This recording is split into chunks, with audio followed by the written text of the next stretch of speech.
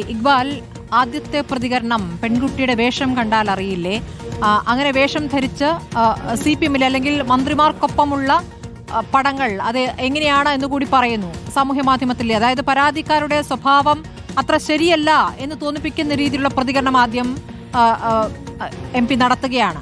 അങ്ങനെ ഒരു പ്രതികരണം നടത്താനിടയായ ചോദ്യം എന്തായിരുന്നു? നിങ്ങൾ എന്ത് ചോദിച്ചപ്പോഴാണ് അങ്ങനെ ഒരു പ്രതികരണം അദ്ദേഹം നടത്തിയത്?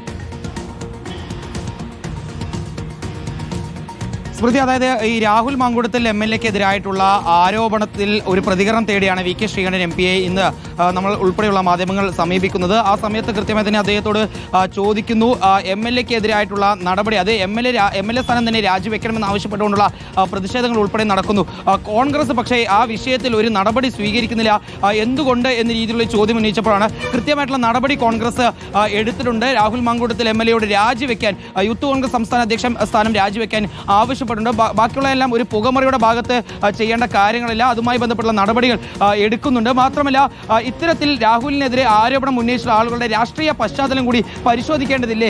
അവരുടെ ഗൂഢാലോചന, ഇതിന് പിന്നെ ഒരു ഗൂഢാലോചന, ആ ഗൂഢാലോചന ഉൾപ്പെടെയുള്ള കാര്യങ്ങൾ പരിശോധിക്കണം. മാത്രമല്ല, ഈ ആരോപണം ഉന്നയിച്ചിട്ടുള്ള ആളുകൾ അല്പവസ്ത്രം ധരിച്ചുകൊണ്ട് പല മന്ത്രിമാർക്കൊപ്പമുള്ള ചിത്രങ്ങൾ ഉൾപ്പെടെ പുറത്തു വന്നതല്ലേ? ഇതെല്ലാം നിങ്ങൾ മാധ്യമങ്ങൾ പ്രസിദ്ധീകരിച്ചല്ലേ എന്ന രീതിയിലുള്ള ചോദ്യങ്ങളാണ് അദ്ദേഹം പറയുന്നത്. മാത്രമല്ല, ഇത്തരത്തിലുള്ള ചിത്രങ്ങൾ ഉണ്ടെന്ന് അദ്ദേഹം പറയുകയും ചെയ്യുന്നുണ്ട്. അത് ഒരു തവണയല്ല, പലകുറി അദ്ദേഹം ആവർത്തിച്ച് പറയുകയായിരുന്നു. ഇത് തീർത്തും ആ ആരോപണം ഉന്നയിച്ചിട്ടുള്ള വനിതകളെ, സ്ത്രീകളെ പൂർണ്ണമായും അപമാനിക്കുന്നതും അതുപോലെ തന്നെ ആക്ഷേപിക്കുന്നതിന് രീതിയിലുള്ളതാണ് എന്ന് പറഞ്ഞുകൊണ്ട് പിന്നീട് വിമർശനം ഉയരുകയായിരുന്നു. ഈ വിമർശനത്തിന് പിന്നാലെയാണ് ഇപ്പോൾ VK ശ്രീകണ്ഠൻ MP ഒരു മലക്കം മറച്ചിൽ നടത്തിയെന്ന് വേണം പറയാൻ. കാരണം താൻ ആരെയും അധിക്ഷേപിക്കാനോ അല്ലെങ്കിൽ അപമാനിക്കാനോ ശ്രമിച്ചിട്ടില്ല. കോൺഗ്രസിൻ്റെയും തൻ്റെയും നിലപാടുകൾ അങ്ങനെയല്ല. താൻ പരാതിക്കാർക്കൊപ്പമാണ്. എന്തെങ്കിലും ഗൂഢാലോചന അല്ലെങ്കിൽ രാഷ്ട്രീയപരമായിട്ടുള്ള നീക്കങ്ങളോ ഇതിന് പിന്നിൽ ഉണ്ടോ എന്നുള്ള കാര്യം പരിശോധിക്കണം എന്ന രീതിക്കാണ് താൻ പറഞ്ഞത്. അതല്ലാതെ മറ്റൊരു രീതിയിലും സ്ത്രീത്വത്തെ അപമാനിക്കാൻ അല്ലെങ്കിൽ ഈ ആരോപണം ഉന്നയിച്ചുള്ള യുവതികളെ അല്ലെങ്കിൽ പരാതിക്കാരെ ആക്ഷേപിക്കാൻ, അപമാനിക്കാനും താൻ ശ്രമിച്ചിട്ടില്ല. അത് തൻ്റെ രീതിയല്ല. തൻ്റെ രാഷ്ട്രീയ ജീവിതത്തിൽ ഇന്നേ വരെ സ്ത്രീകൾക്കെതിരെ അത്തരത്തിലൊരു പരാമർശവും താൻ നടത്തിയിട്ടില്ല.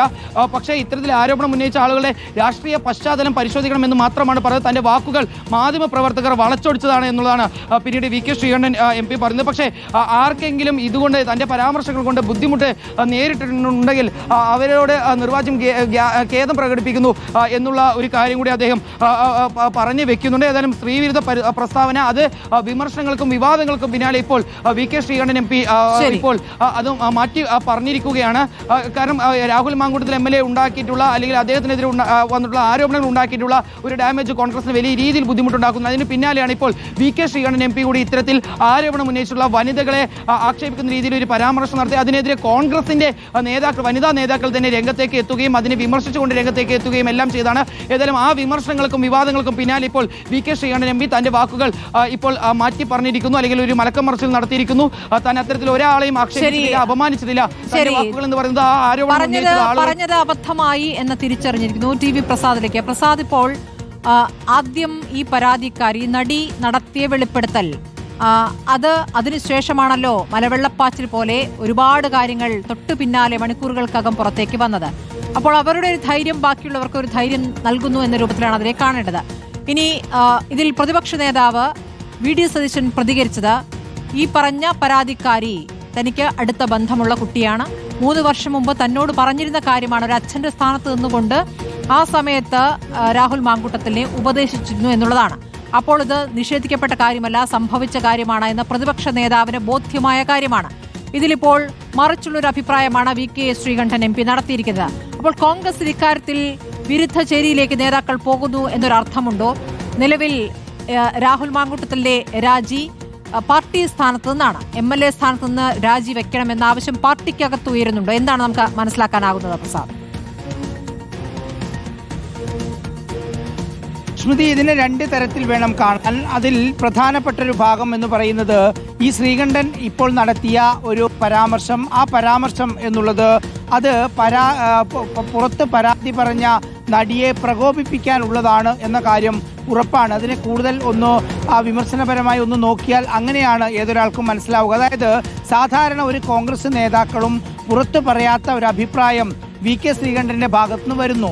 പരാതി ഉന്നയിച്ച നടി മറ്റുള്ള മന്ത്രിമാരുടെ കൂടെ അല്പവസ്ത്രധാരിയായി കെട്ടിപ്പിടിച്ചു നിൽക്കുന്നു തുടങ്ങിയ പ്രയോഗങ്ങളാണ് അദ്ദേഹം നടത്തിയത്. അങ്ങനെ ഒരു പ്രയോഗം ഈ സംഭവവുമായി ബന്ധപ്പെട്ട് ഏതാണ്ട് 2 ദിവസം പൂർത്തിയാകുന്ന ഈ സമയത്ത് ഒരു കോൺഗ്രസ് നേതാവും ഇല്ലാത്തതാണ്. പിന്നെ എന്തിനാണ് VK ശ്രീകണ്ഠൻ ഇങ്ങനൊരു പ്രയോഗം നടത്തിയത്? മാത്രമല്ല, അങ്ങനെ ഒരു പ്രയോഗം നടത്തിക്കഴിഞ്ഞ് എല്ലാ ഭാഗത്തു നിന്നും ദീപ്തി മേരി വർഗീസ് ഉൾപ്പെടെയുള്ളവർ പരസ്യമായ പ്രതികരണം VK ശ്രീകണ്ഠൻ MPക്കെതിരെ നടത്തിയതിന് പിന്നാലെയാണ് അതിൽ ക്ഷമാപണം പറഞ്ഞുകൊണ്ട് VK ശ്രീകണ്ഠൻ MP വരുന്നതും പിന്നീട് മാധ്യമങ്ങളുടെ ചുമലിലേക്ക് അത് തള്ളിത്തരികയും ചെയ്യുന്നത്.